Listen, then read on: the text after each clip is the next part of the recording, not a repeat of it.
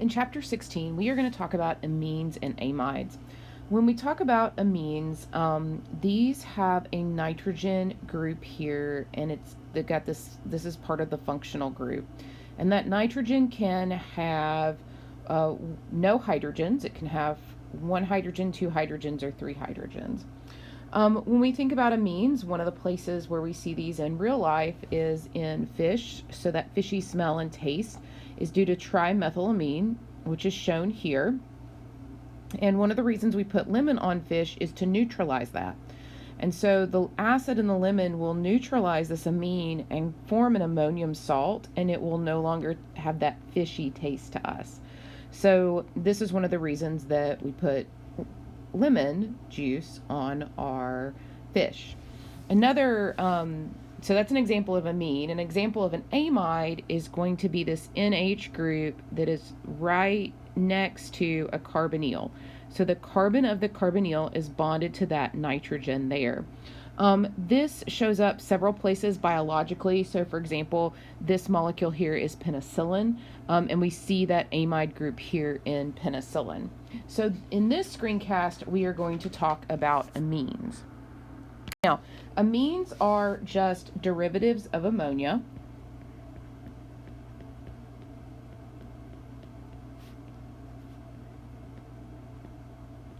Which is NH3, okay? And basically an amine just has where one or more hydrogen atoms have been replaced by an aromatic or an alkyl group.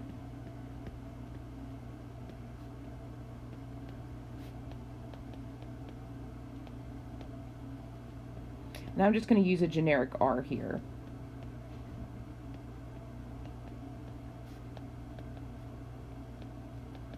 Okay, so that's going to be some sort of carbon group.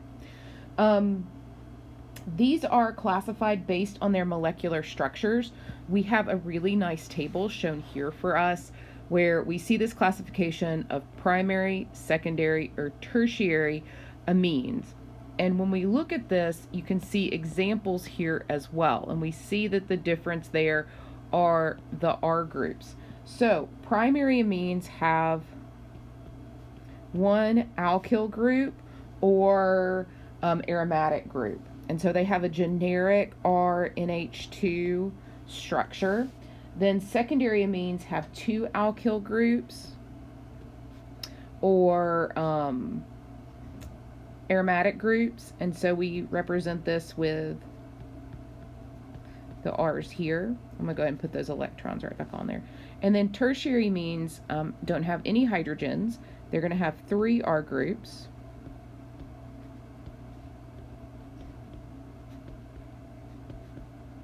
With electrons shown there as well.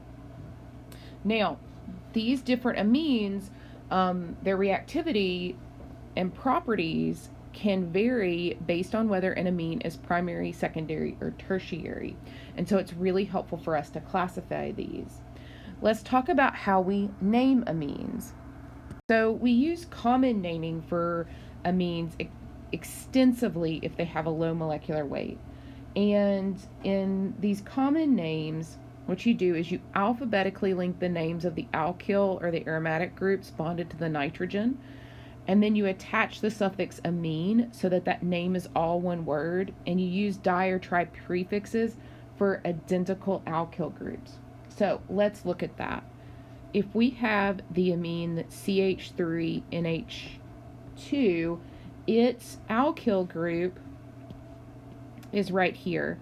And so we would want to name that first, and that is a methyl group because we just have one carbon. And so it would be called methylamine, all one word. Okay. And then, for example, if we had this amine,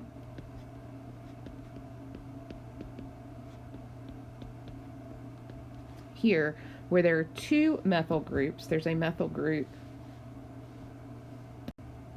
Okay, I just stopped the screencast and fixed that mistake there. So there's a methyl group here, and there's a methyl group here. We've got those two methyl groups.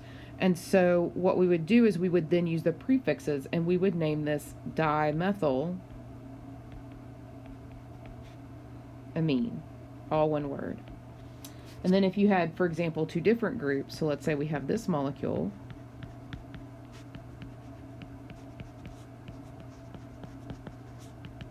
we have in this molecule two different groups. We have our methyl group here, and then we have an ethyl group here, right? And so what we would do then is we would name this using those two names, and we would put them alphabetically. So the ethyl group comes first, so it's ethyl methyl amine. And so this is the way that we name those. Now we also have IUPAC nomenclature for naming amines, particularly larger amines. When you go through and you follow the IUPAC nomenclature, you want to determine the root name using the longest continuous chain of carbon atoms. You're going to change the E ending of the alkane to amine, and then you're going to tell the position of the amino group on the chain with a number, but you're going to use an italic capital N as a prefix for substituents on the nitrogen. Okay, so we're going to start doing some examples here. So let's look at CH3, CH2, CH2, CH, CH3, NH2. Okay. When we look at this, we look for our longest chain that's connected to the nitrogen. It's right there. Okay. And then we need to tell the position of where the nitrogen is. We want to give that the lowest number. So that's in the second position, or it's off of the second carbon. And so we would name this 2-pentane, but we're not going to use the E, and instead we're going to put amine on it. So it's 2-pentanamine. Let's look at an example where we would have more than one, where we'd also have a substituent. So, for example, if we have CH3CH, CH3, CH2, CH2, NH2, and we look for the longest carbon chain, that is right here, right? And then we would count, giving the nitrogen the lowest number, 1, 2, 3. And so then we would name this as 3-methyl 1-butanamine. Now, let's talk then about this N group business. So what do we mean by this? So when we look at this example,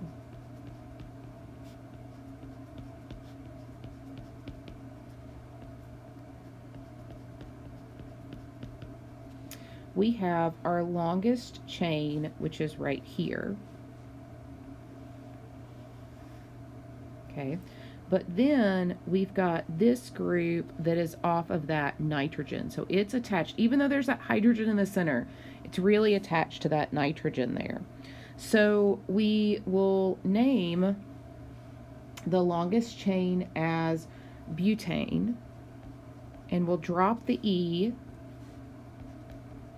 and add amine. We need to tell where the amine is, so we go 1, 2. So we've got the 2 there in front of the butanamine, and that tells us where the amine is. Now, when we look here, we need to tell that there's a methyl off of this nitrogen. And the way that we do that is we say, look, this methyl group is off of that nitrogen. So this is N-methyl 2-butanamine. Now, maybe the burning question in your heart is, well, how do we name aromatic compounds? Well, aromatic compounds are named as a substituted aniline, and an aniline molecule looks like this.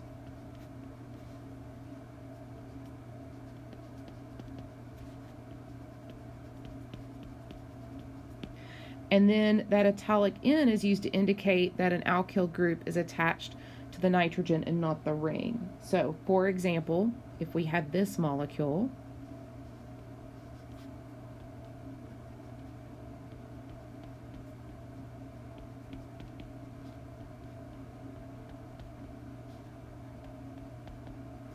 we have a ring, right, that's part of aniline. Off of the nitrogen, we've got this CH3 group, and then off of the ring, we have this CH2CH3 group. And so we need to name both of these.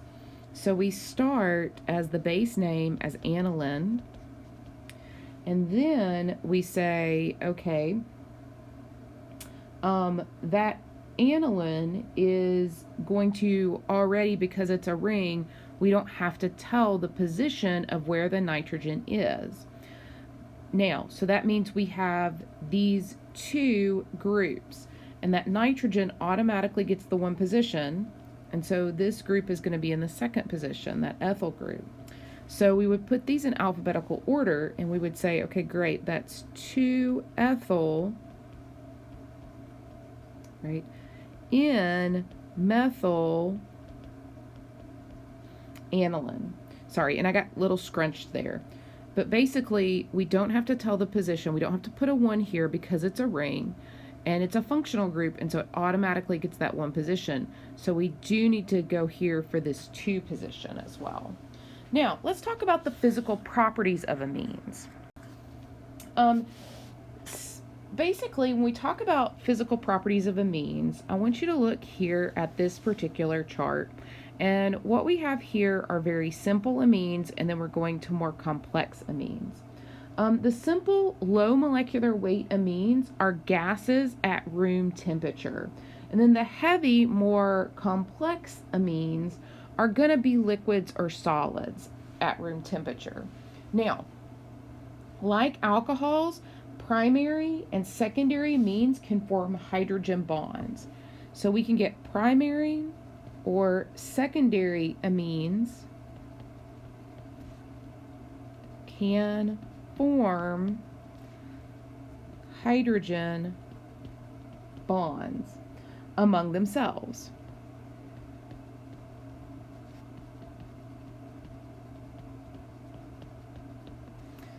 All 3 amines can form hydrogen bonds with water.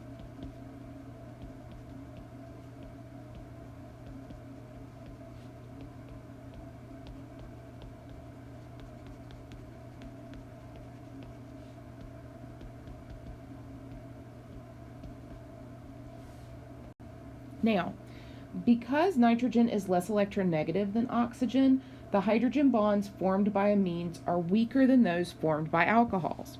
So, the hydrogen bonds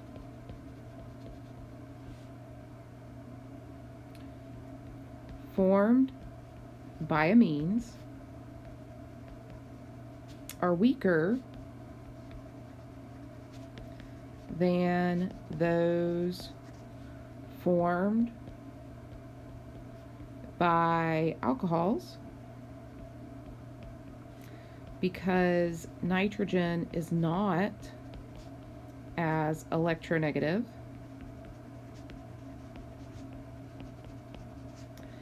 as oxygen.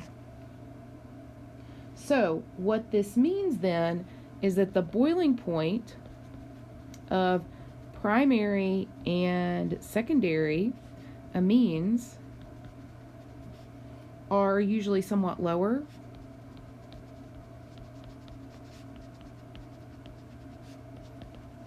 than the boiling point of alcohols of similar molecular weight. Tertiary amines cannot form hydrogen bonds among themselves.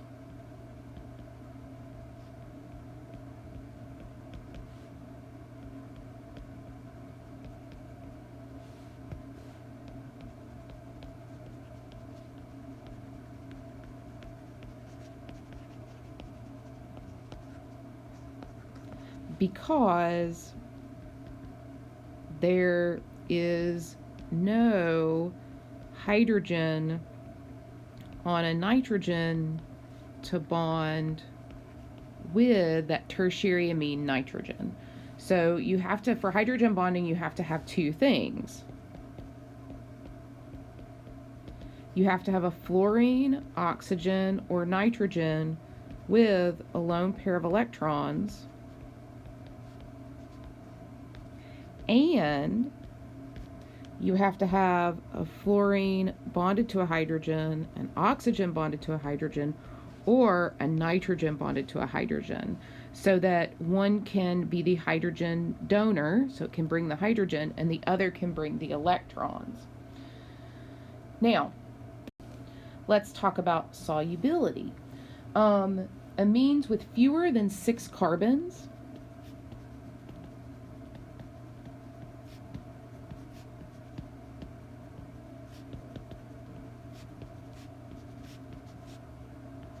are generally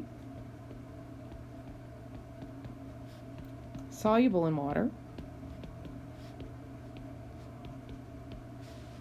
because of that hydrogen bond formation between the amine functional group and water molecules.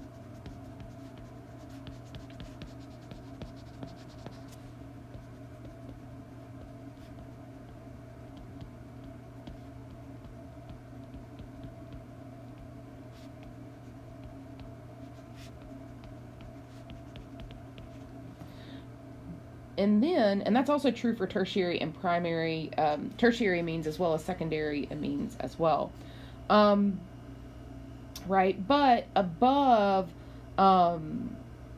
those above 6 carbons for every 1 nitrogen, then what happens is that it just has more nonpolar qualities, and so that would not be soluble in water.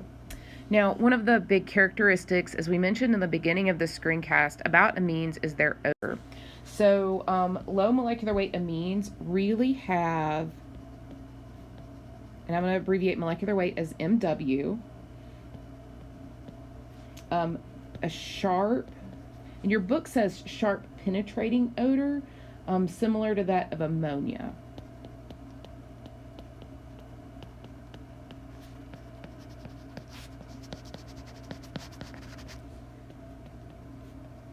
I have a really hard time with amines. I hate the smell of ammonia. I think they stink. Larger amines smell like decaying fish.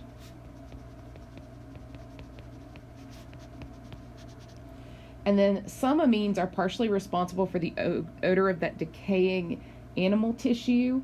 So putrescine and cadaverine are when tissue begins to decompose.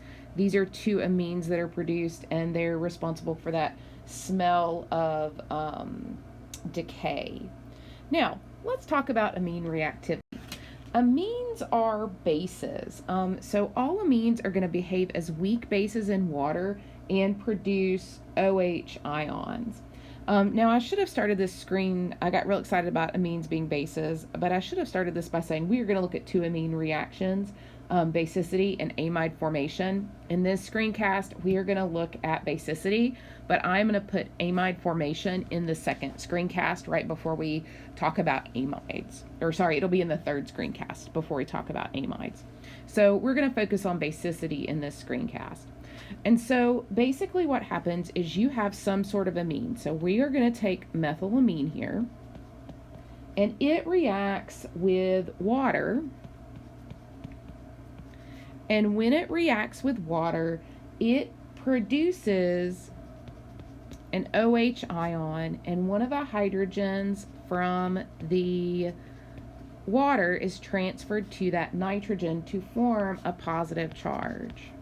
Okay, so this would be called a methyl ammonium ion right here with its positive charge. So all that's happened is during this reaction, a hydrogen has gone from water to now being on the nitrogen. When the hydrogen leaves the water, we have an OH here, and then the nitrogen's gained a hydrogen, and when it does that, the nitrogen has 4 bonds, and so that nitrogen has a positive charge, even though we show the positive charge after the complex here. Now, these amines will not just react with water, they can also react with acids, and when they react with acids, they form salts. So there's a general reaction, but for example, if we were to take our friendly methyl ammonia again and react it with HCl, we would form a salt where the hydrogen has been transferred to the nitrogen, and I have messed up on my number of groups there. So sorry, that should be a 2, so fix that. And when we do that, we would form CH3, NH3, and again, we've got a positive charge on that nitrogen, and then we would have a Cl minus. Now I want you to notice that when we have a positive charge here, we need to have a negative charge to balance that out. And so that's what we have here. Now sometimes you see it with a plus in between, but more often than not, how you're going to see it written is CH3, NH3 plus, and then that Cl minus there. And my 3 got real wild, so let's fix that. And so that's another way it can be shown. So you can see it either way, and you want to watch for that. Now, other acids can also react with amines. So other acids that can react to form salts can be things like sulfuric acid, which is H2SO4. It can be nitric acid, which is HNO3. It can be phosphoric acid, which is H3PO4. And it can be carboxylic acids, which is the functional group that we've previously talked about. And so I want to show you an example with a carboxylic acid. In this, we would have CH3, CH2, NH2. This is ethylamine, and we can react that with acetic acid, which is CH3COOH. When we react this with acetic acid, what happens is that this proton here is transferred from the acetic acid to the amine. And so you would end up with CH3, CH2, NH3 plus, and CH3COO minus. And so you're going to notice there's a plus and a minus here because, again, these are going to be neutral on this side to match the fact that it's neutral on this side of the balanced equation as well. So these are called amine salts that we form. And when we name these, what we're going to do is we change the name amine to ammonium, and then we add the name of the negative ion derived from the acid. So, for example, let's say we've got CH3 in CH3, CH2CH3, right? And there's a NH here, so this has a positive charge, and then we have a Br minus there. So we would first focus on naming this like we would do any other amine. And so we're going to use the common name here because it's pretty small. And so there's a methyl group here, and a methyl group here, and an ethyl group. So ethyl would come first, and so we would name this ethyl dimethyl, because there's 2 methyl groups. And instead of saying amine, we would name it ammonium. And then that's a bromine, and so we call that a bromide ion. So it would be ethyl dimethyl ammonium bromide would be the name. When we have, for example, let's say we have this amine.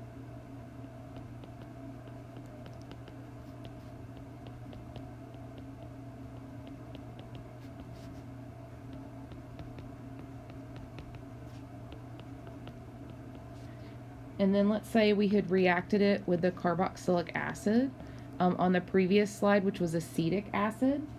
This, we've got 3 groups here that are ethyl. So we would name this as triethyl ammonium, and then we would name it acetate. And so that's how we would go through and name that particular amine. Now, ammonium salts have properties characteristic of ionic compounds.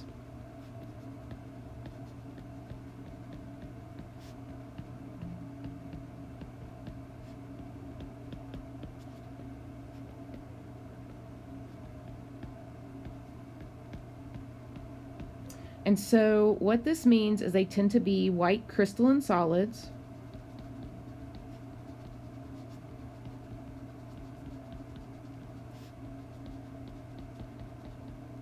with really high melting points. I'm going to abbreviate melting point as MP. And then they tend to be more soluble in water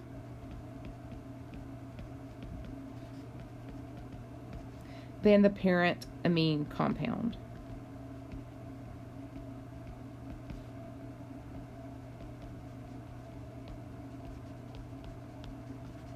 So, for example, because they are more soluble in water than the parent amine compound, a lot of times they are then used as medicinal components. So, for if you have morphine here, morphine is water insoluble, but you can react it with an acid and you can then get morphine sulfate, which is really, really soluble in body fluids. So a lot of times medicines that contain amines are given as their ammonium compounds or their ions here because of that increased stability. Now, amine salts can be converted back to amines using a strong base. So let's look at an example of this. We can come here and say we've got this amine salt, right? And we are going to react it with a base of NaOH. When we do that, the hydrogen of that amine salt is transferred back to the OH minus. And so now we end up with our amine back and water, and then the Na and the Cl form an ionic compound, sodium chloride.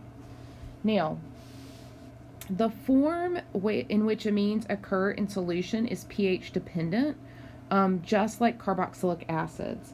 So basically in solution, you can have RNH2 and then RNH3 plus, and depending on the pH or the amount of H plus or OH you have, which influences the pH, that can tell us which type of amine we have. So if we have a lot of H plus, then the salt form here is predominant. And predominant just means it's the one that's mostly there.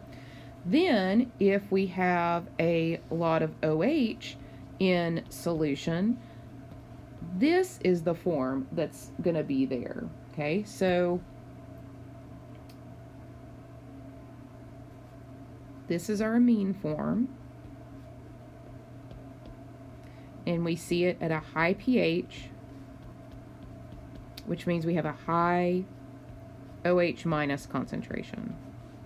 This is the amine salt. We get this form at a low pH, which means there's a high H plus concentration. And so these are converted back and forth. Now, we can also have quaternary amines.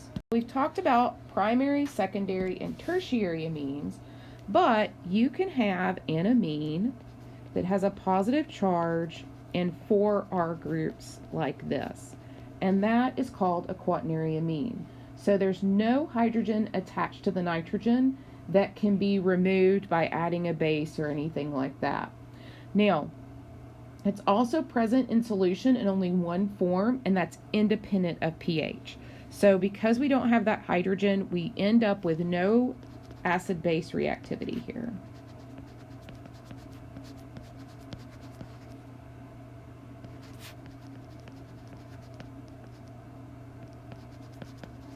Okay.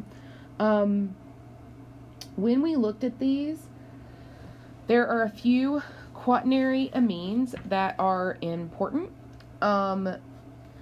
And I want to talk to you about naming them really quick. These salts are named the same way as other amine salts, right? So there's nothing really different here. When we look at this particular name, there are three ethyl groups and one methyl group here. So it's triethyl methyl ammonium chloride.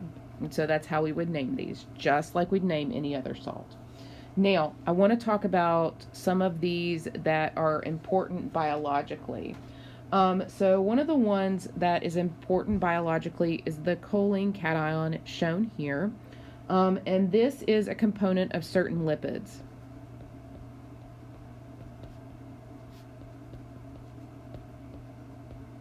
And then we have acetylcholine, which is an acetylcholine cation, and that's involved in the transition or the transmission of nerve impulses from one cell to the other.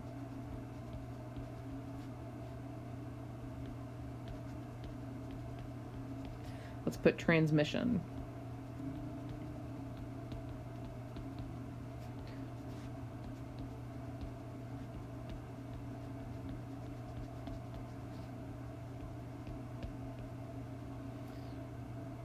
And then I want you to notice that we have this zephyrin chloride, and that's a well-known antiseptic compound. So this is used as an antiseptic. And it kills many of the pathogenic or disease-causing bacteria and fungi on contact. And so that's really what it's used for.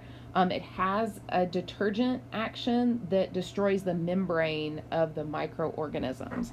So it has detergent action that destroys the membrane.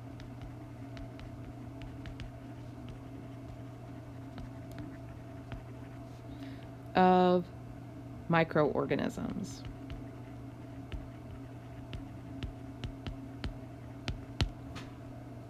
Now, this is recommended as a disinfectant solution for skin and hands prior to surgery, and then it's also used for sterile storage of instruments.